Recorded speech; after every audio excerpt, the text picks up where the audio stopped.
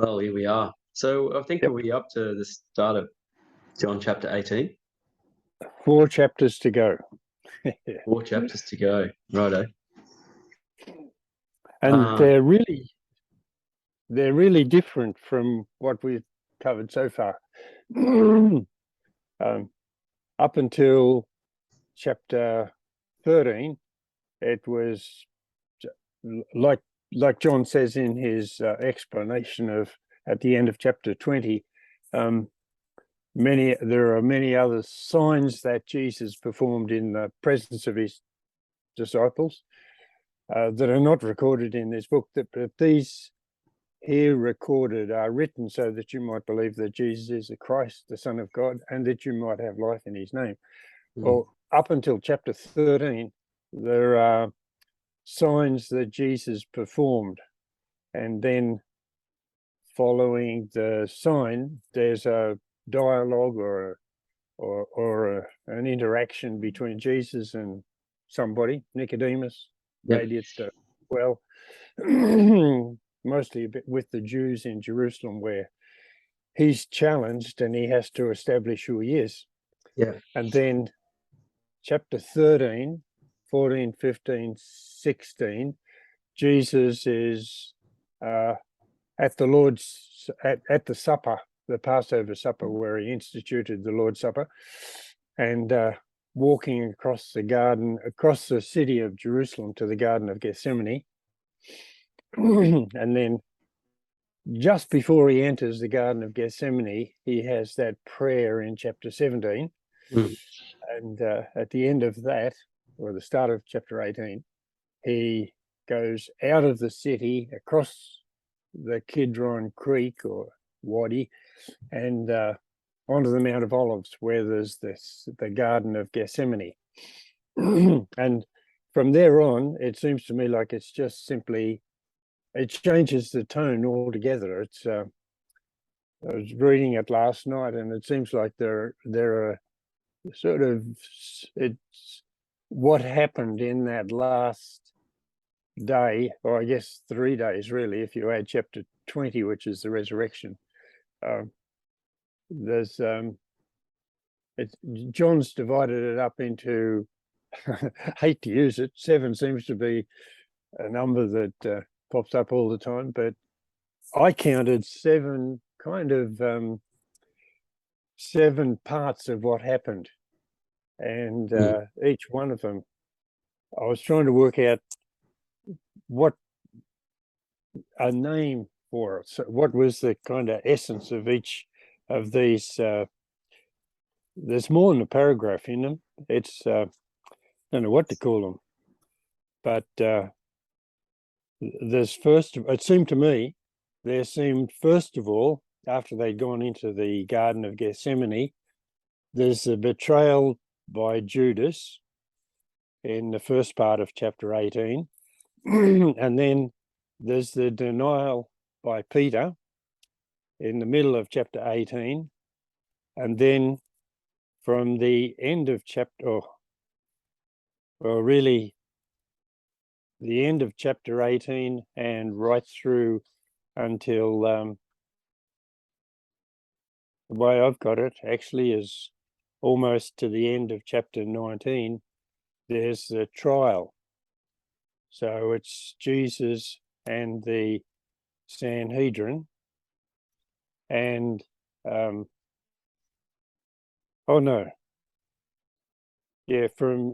from the end of chapter 18 through until verse 16 in chapter 19, there's the trial.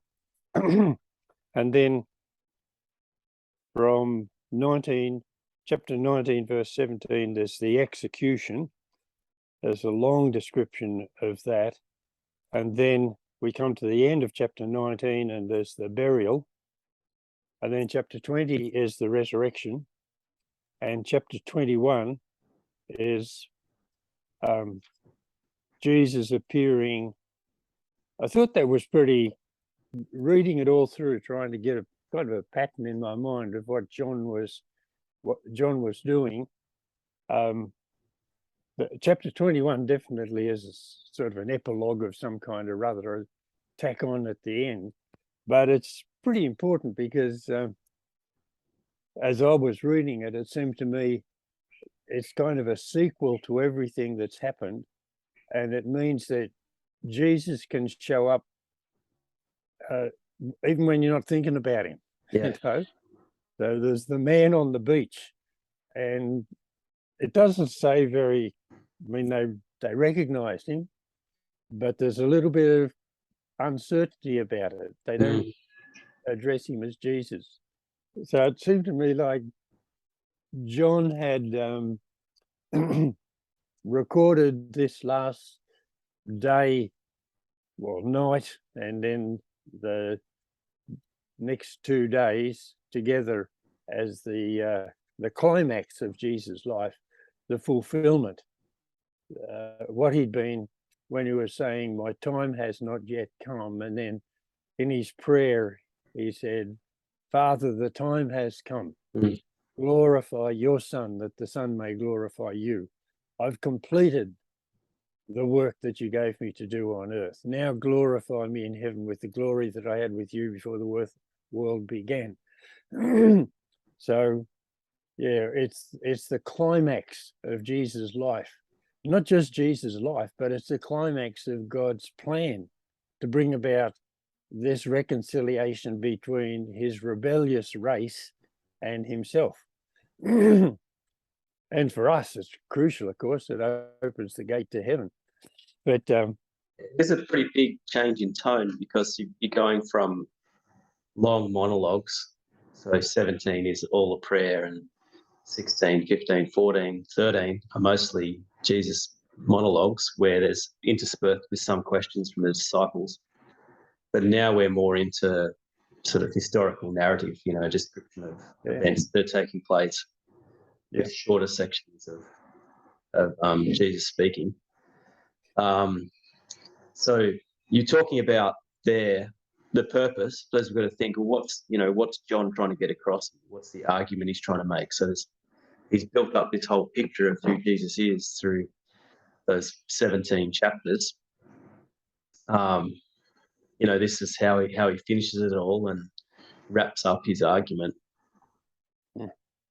Yeah. And that is, Well, I think it's the fulfillment of Jesus is talking about the love of God. God so loved the world that he gave his only begotten Son. Nobody has ever been up to heaven except the one who came down from heaven, the Son of Man whose home is in heaven. Then this Son of Man must be lifted up as Moses lifted up, as the serpent was lifted up by Moses in the wilderness. And this is so that everyone who has faith in him might possess eternal life. So all that's been revealed is Jesus coming from God to let us know what God is like, and to let us know of God's love and God's intention to demonstrate that love in rescuing us. God did not send his Son into the world to condemn the world, but that through him the world might be saved. So John had to now bring it to the climax to show how that was accomplished. It wasn't accomplished just by giving us knowledge.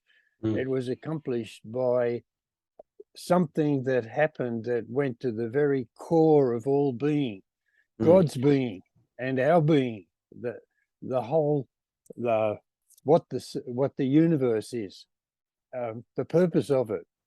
All of that has to be kind of what was necessary had to be done.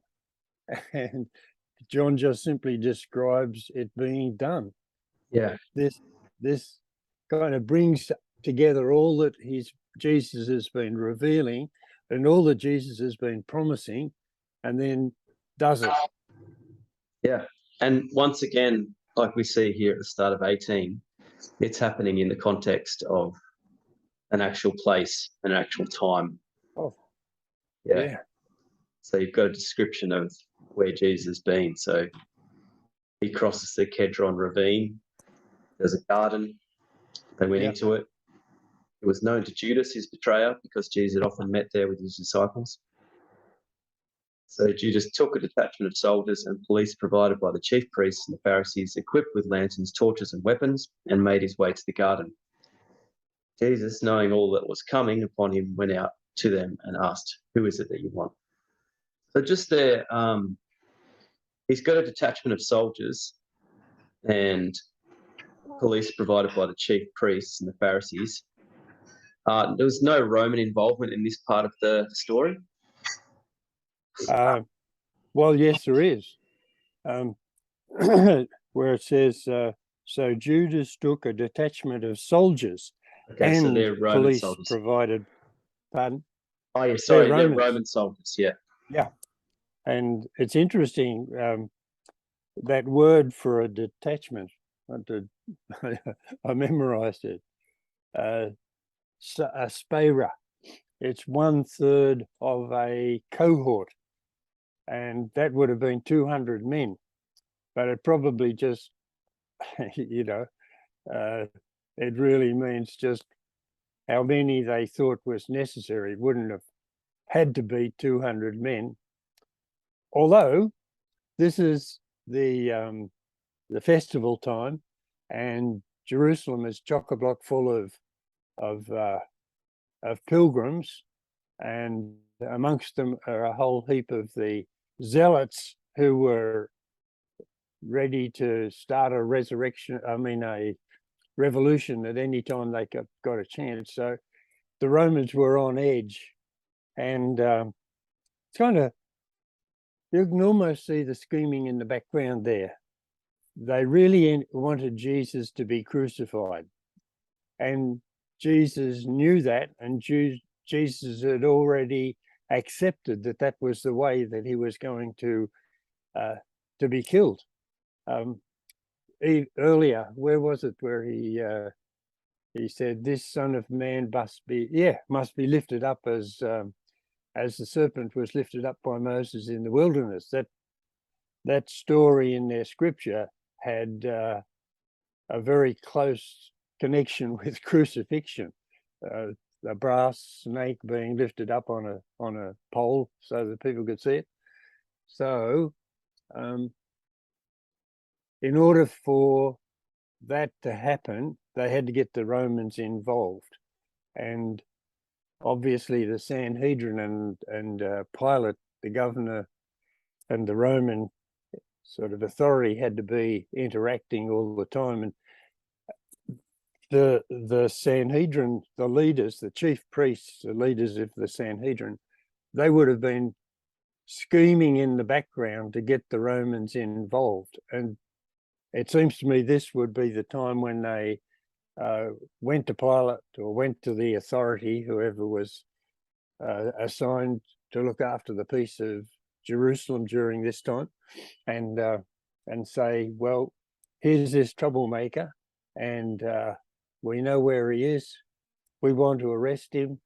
And the Romans would be only too glad to give whatever was needed, 30 or 40 or 50 men to go with the temple guards would have been Jews. And so there was the Roman presence beginning to be involved, even there at the arrest of Jesus. Yeah.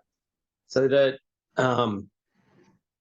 they were obviously prepared for the possibility of resistance, because it says that they were armed.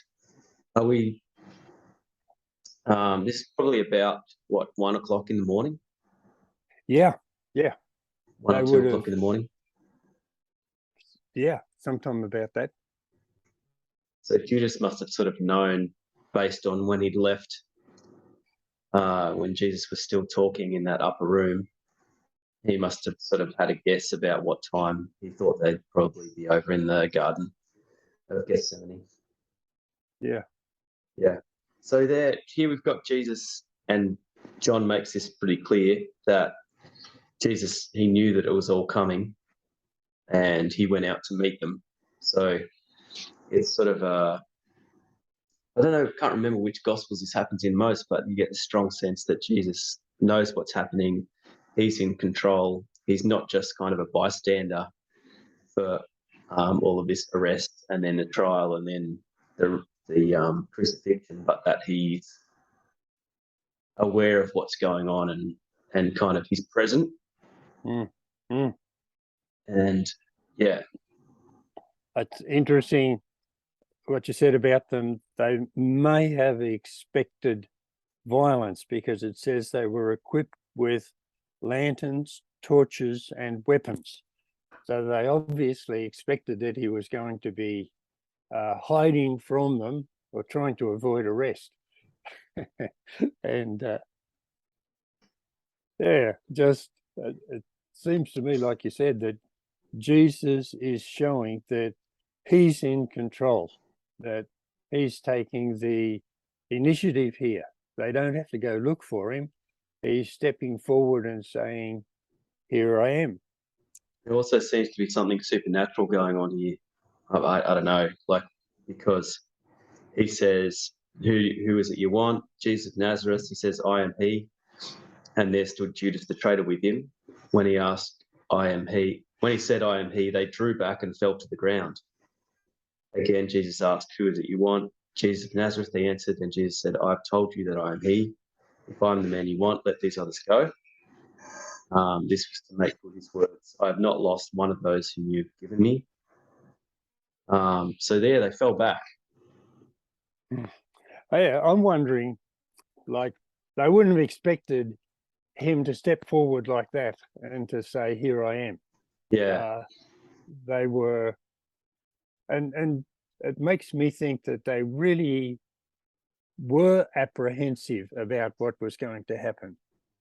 And if you think about it, like, it was only a few days before that he'd raised Lazarus from the dead, and the Yeah, so you can imagine them walking up to where Jesus is, all talking amongst each other, thinking about, well, who is this person we're about to arrest? And these are the things that we've heard that he's done. He raised someone from the dead, so maybe they're expecting the worst in a way. I think so. I get a picture in my head of whoever was in charge stepping forward and then suddenly being met. Remember, it's in the middle of the night, moonlight night, so everybody can see what's happening, but you wouldn't have been expecting Jesus to come, to step forward, maybe even out of the garden. And the soldiers and the police and the witnesses were behind whoever was at the front. Jesus stepping forward and asking, who are you looking for? And they're taken off guard, simply stopped and wondering, hey, what's going to happen next? And then when they say Jesus of Nazareth, he answers, I am he. And in their minds, their curiosity, but their fears that this may be something more than natural. You can imagine the people at the front kind of stepping back to give a bit of space between themselves and Jesus, and stumbling upon the others behind them, and the whole thing looking like a comedy with them falling over, struggling to get up. There doesn't, well, maybe there was something supernatural, but what I'm trying to say is that there doesn't seem, you can imagine that there isn't anything more supernatural than the fact of Jesus standing there, not afraid, almost willing them to go on and arrest him, to do what he knew had to be done. And something that they had never, ever experienced before. So one of the extraordinary things here is that Peter pulls out his sword now, cuts off the ear of Malchus, the servant of the high priest. Yeah. And somehow Jesus is able to settle things down so that Peter is able to escape. Yeah. Yeah, so that seems fairly extraordinary to me, the fact of someone pulling out their sword and starting to fight, cutting off someone's ear. That's pretty serious kind of thing. But then somehow, I don't know how, Jesus is able to settle it down enough that they are happy just to take him and not pursue Peter. Yeah. It is interesting that Jesus is concerned about two things. Concerned that they go ahead and arrest him because it says there, Jesus, knowing all that was coming upon him, went out to them and asked, "Who is it you want?" So nothing took Jesus by surprise. He's completely in control. He's almost eager to get on and get the job done. It seems to me. And Jesus doesn't heal his ear, though, in this one. well, it doesn't say he doesn't. It just No, he doesn't mention him healing. Luke tells us that he did, and that's probably one of the ways in which Jesus settled them down. Yeah. It could have been total surprise. He just kept surprising them in what he was doing. But what I like is he was really concerned for the disciples. Yeah. They would have been crowded behind him. Peter probably wanting to be in front of the rest of the disciples. And it's a little bit futile to think of what he'd been. There certainly would have been enough Roman soldiers there so that he knew that they didn't have a chance of chasing them away. Yeah. And yet he still went ahead, and I can understand him. I think I'd have done the same thing. I hoped I'd be a little bit more accurate than Peter was. Do you think that in some ways what Peter was doing was trying to force his hand a bit, and for something, like there's still that hope that something supernatural is going to happen, in that sense that this will inaugurate the kingdom, that maybe Jesus will reveal himself as not just the suffering servant, but as the conquering son of David who would come and bring military. At least that's still a dream that Peter's got there. It could be. Yeah, I hadn't thought of that, but that could well be. Remember when Jesus said that he was going away, and Peter had said he wanted to go with him, and Jesus told him he couldn't, and Peter was saying, "Why, Lord, I'm ready to lay down my life for you." So two things there. One is, of course, Peter's devotion, his commitment, his enthusiasm for Jesus. And the other thing too, though, is it was almost like as though Peter knew that death was on the line there. Yeah. That this was serious. So maybe there's the hope that something is going to happen. Yeah. Despite the odds, the huge odds against them, maybe Jesus can sort this out. And we often wonder what the Lord is doing and hope that he's going to sort it out, but it doesn't look like he does. And is a good example exactly of the kind of confusion that we get in sometimes. Yeah. Not knowing, why don't you act supernaturally, Lord, and do what seems to us to be the right thing to do? And yet God's got a bigger and more important plan going on in the background. Yeah. Now, do they mention Malchus for a reason? Is he someone who ends up becoming part of the early church? Almost sounds like, it almost sounds like it. But one thing it does do, and there are little signs like this of kind of correlations which show that, that it really happened, and that secondly, that John was there. Later on, after they arrest Jesus, and he's taken first to the father-in-law of Caiaphas, Annas, and it's Peter and the other disciple. And the other disciple was known to the household of Annas and And this walked is in. John. Yeah. And it's probably John. Yeah. Yeah. And then this, just what he says, was, yeah, Peter drew the sword he was wearing and struck at the high priest's servant. So it's, if John knew the high priest, he would have known the high priest's servant, and he would have known his name. And so the little parenthesis that John puts in there, Yeah. just shows his familiarity with the high priest's family and servants. Yeah. Is that possibly for John some kind of, obviously, a family connection? Is it potentially because his father was a sort of slightly more wealthy fisherman from Galilee who had connections in Jerusalem, business connections, or yeah, I don't know. We don't know.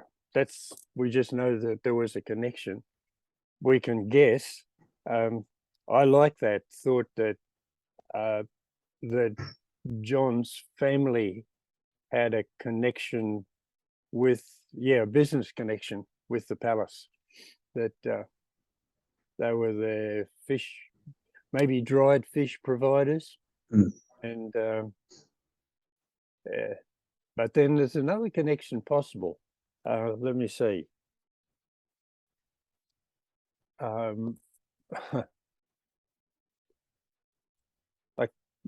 can't just bring to mind, but there's a connection in putting the gospel stories together who was at the cross, that the mother of John and James was also at the cross with Mary. Right. And that she was actually a relative of Mary. And Mary was a relative of Zacharias and his wife. Remember when she was pregnant, she went to spend time with Elizabeth? Yep. And they were from the priestly family. They were Levites, yeah. Yeah, and so it could well be that that John and James were also Levites. Yeah. And so there could have been a connection through their temple service as deacons or whatever they were. Yeah. Anyway, the end result we know. How we got there or how that happened to be, we're not sure, but we can see definitely ways that it could be true. Yeah. So verse 11, Jesus says, "Sheath your sword. This is the cup my Father has given me. Shall I not drink it?" Now, in this gospel, we don't have the prayer in the Garden of Gethsemane where Jesus prays, "Not my will, but yours be done. And take this, if you can, take this cup from me."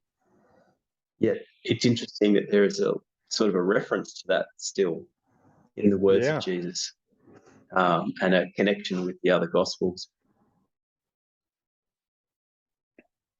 What's really interesting there is that the prayers that the other gospels tell about in the garden, which happened after the prayer that John records in chapter 17, happened before they went into the garden. I see in my mind sort of a pause before they go into the garden, and then in the garden, Jesus prays, and there's a record of the sort of things that he prayed there, including, "If it be possible, take this cup from me, and yet not my will, but yours be done." 3 times he prays, and the disciples are sleepy. Yeah. And when you think of the time, it's just obviously well past their bedtime. So they're sleeping, and Jesus is waiting for Judas to finish organizing himself and to bring the to bring the soldiers, rest him. And the amazing thing here is, this is the cup my Father has given me. Shall I not drink it? In those prayers that the synoptic gospels talk about, he's praying for the cup to be taken from him. But here he's definitely resolved. It's saying, this is the cup that has been given to me. Yeah. And so he's accepting the plan of God, his destiny, the whole, whatever it means, of suffering and death, and the bringing about of reconciliation between the human race and their creator, that all of this in the cup he's accepted, ready to drink it. Yeah, and that's a huge thing, that he would choose to take that on. Yeah, I mean, on one level you say, well, of course he does, but yeah, it's helpful. It's helpful for us, I think, to know that he struggled with that. Yeah. And it's not just some easy thing, or that he's some kind of hero who drifts through life without, struggling with what it means to be a human being and taking on the burdens of suffering and of life. And here he's taking on the ultimate burden. Yeah. Essentially somehow the sin of the world, and the separation from that deep connection he's always had with his Father. That the implications of this cup are huge, and he must be aware of that. But he struggles through it, and I love that we're given insight into seeing that he struggles through it and he decides to take it on. Yeah, it's helpful for us. Absolutely. I think the writer to the Hebrews was very aware of that. He, he was tempted in all points like we are, but without sin. And it just doesn't come to mind, but where he takes our place, and he takes our place as a human being. He's God, but God incarnate, putting aside his glory and living as one of the creatures, one of us, in fulfilling God's will and doing what God wanted him to do. And I like it in when he's talking about being the shepherd of the sheep, the good shepherd. In chapter 10, he says, there are other sheep of mine not belonging to this fold, whom I must bring in. They too will listen to my voice. There'll be one flock, one shepherd. The Father loves me because I lay down my life to receive it back again. No one has robbed me of it. I'm laying it down of my own free will. I have the right to lay it down, and I have the right to receive it back again. This charge I have received from my Father. And so it's just like us. We're given the opportunity to serve God in our lifetime here. And Jesus has shown us how we are able to use our free wills to choose to serve God as he did. Yeah, I love that bit. And when we choose to use our free will to love and serve God, there's tremendous good that comes from it, because that's the example here, isn't it, of Jesus, that out of the worst possible scenario or situation, God is able to bring the most amazing good, and good that from human eyes we would never have been able to anticipate, or that these disciples would never have been able to anticipate, even though he kept telling them that's what he was going to do. Yeah. I think it's Bonhoeffer who said something like, when we receive Christ, we receive the death penalty. That's pretty grim, but I think it's got a saying that a real faith in Jesus Christ accepts that we no longer live for ourselves, but we live for him, and that even in death, there's something that we can give to God in our submission to him. Yeah.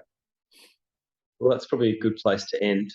And I think for us to go into our week and our lives now, remembering that we live sacrificially and giving ourselves to God's purposes for our lives and not just for our own ends. Amen. Yeah.